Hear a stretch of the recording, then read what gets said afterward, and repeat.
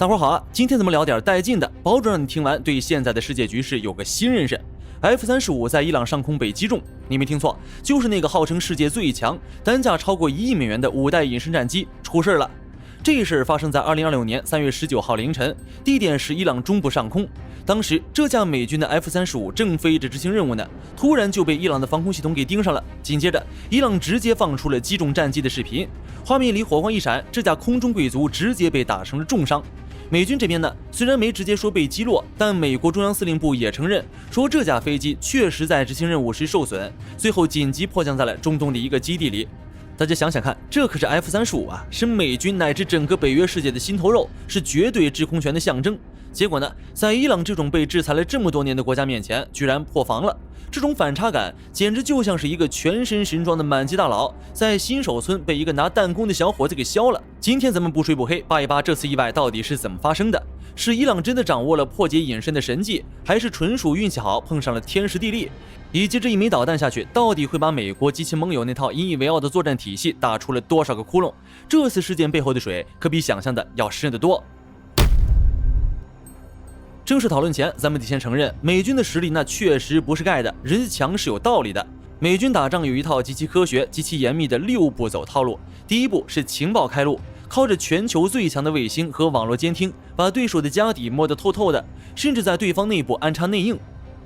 第二步是防区外打击，在对方防空导弹够不着的地方，先用巡航导弹把对方的雷达站、指挥中心炸个稀巴烂。第三步，如果是小规模冲突，航母编队就直接压上去了，舰载机像乌云一样飞过去反复轰炸。第四步，遇到像伊朗这样中等规模的强手，美军就会派出像 F-35B2 这种隐身战机。这些战机利用隐身优势，神不知鬼不觉地摸到人家头顶，直接把最后的防空阵地给补刀了。第五步，等制空权拿稳了，普通战机和轰炸机就开始地毯式扫荡。最后一步才是地面部队进去打扫战场。这套体系在过去的几十年里几乎是无往而不利，是人类军事史上最高效率的割草机。那么这次在伊朗，这套完美的6步走怎么就卡壳了呢？说白了，伊朗这次真的是占了天时地利的运气。首先 F-35并不是神，它在物理学上有一个绕不开的阿卡琉斯之种，那就是热辐射。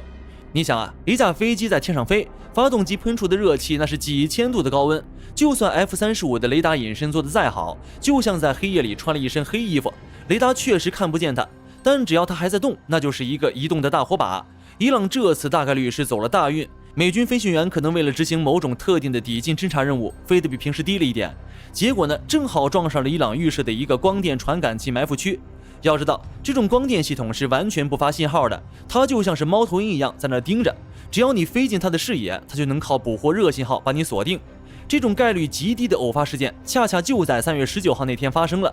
伊朗这边的防空系统估计也是刚换了新传感器，正巧就在那个节骨眼上捕捉到了信号，才让一枚成本极低的红外防空导弹顺着热源就追了过去，造成了这次事件的发生。而对于 F-35来说，这真的是闭门家中坐，祸从天外来。因为它所有的告警系统都是针对雷达的，面对这种悄无声息追上来的红外导弹，系统可能根本没来得及反应。这时就有人要问了，既然是伊朗运气好，那美军有啥好担心的？这就是问题的关键所在。这次 F-35被击中，根本影响在于它动摇了美军的体系信息。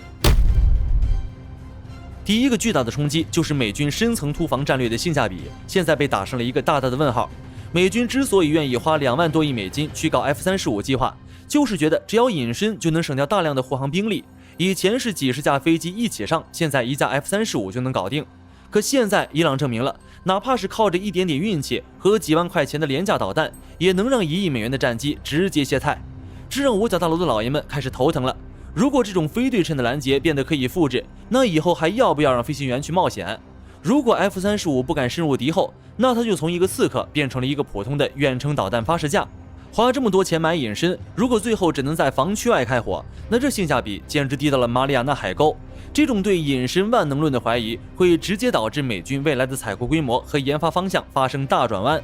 第二个冲击是直接波及到了美国和盟友之间的信任纽带。咱们知道 F-35不是美国一家的，它是整个北约、日本、韩国、以色列的保命符。这些盟友之所以愿意交巨额的保护费，就是觉得美军这套体系是无敌的。现在这个无敌神话在伊朗上空裂了一道缝，如日本、韩国原本指望靠 F-35在西太平洋保持优势，现在心里估计也在打鼓，我这买回来的宝贝是不是也是个一碰就碎的易碎品？又或者是以色列，他一直把 F-35当成对付伊朗核设施的终极武器。现在伊朗证明了，他们有手段能让这种终极武器受伤甚至坠毁。这种战术上的受挫，会直接导致盟友在配合美国战略时变得更加犹豫。如果美国大哥的金钟罩没那么灵了，小弟们是不是得考虑自己再找条出路？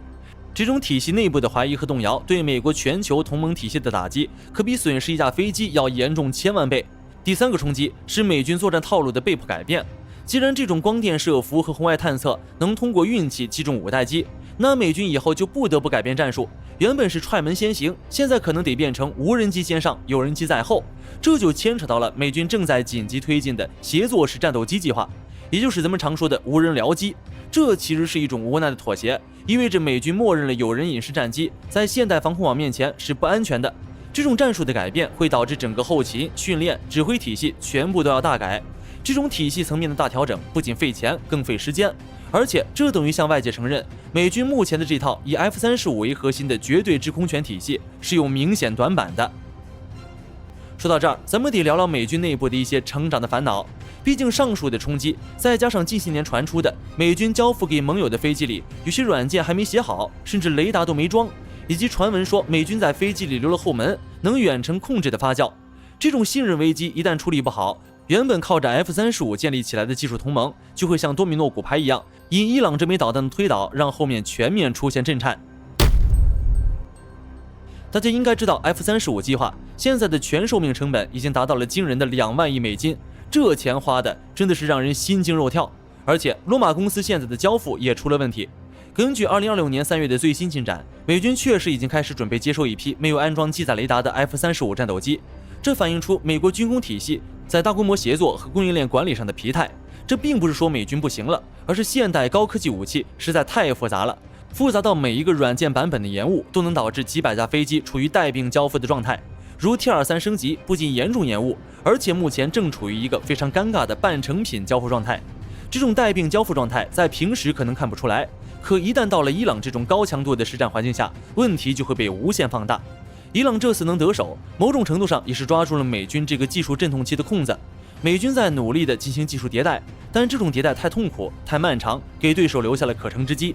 再说这个雷达延迟的问题，你想啊，一架没雷达或者雷达系统不稳定的 F-35飞到伊朗上空，它对战场的感知能力肯定会打折扣，这就增加了它被运气击中的概率。美军内部现在的这种管理混乱和高管薪酬争议，其实都是这种庞大体系在高速运转中的摩擦力。高管们拿着天价奖金，底层工程师却在为代码 bug 秃头，而前线飞行员却要开着半成品去闯鬼门关。这种内部的撕裂也是对美军作战体系的一种隐形打击。这次被击中，很可能会成为美军内部审计和体系改革的一个导火索。当然了，咱们不能因此就说美军的战斗力垮了。美军之所以强大，就在于它有极强的纠错能力。这次丢了面子，五角大楼肯定会疯狂的打补丁，比如加强红外干扰技术的研发，或者通过人工智能来优化飞行路线，避开那些潜在的光电射伏区。但这种补救本身就是在消耗美国的战略资源和时间。而伊朗这次的成功，无论是不是靠运气，都给其他国家提供了一个极佳的示范，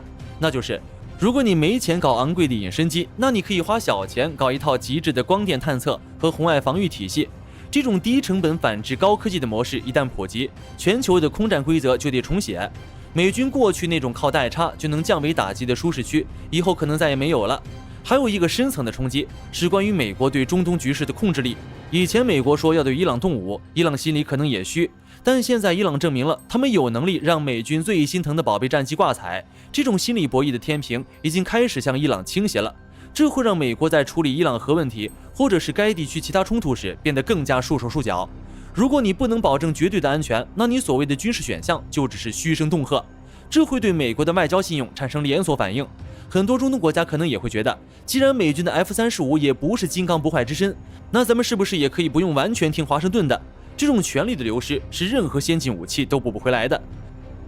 当然，咱们还得客观的看，这次事件其实也反映了现代战争的一个新常态，那就是没有绝对的防御，只有不断的动态平衡。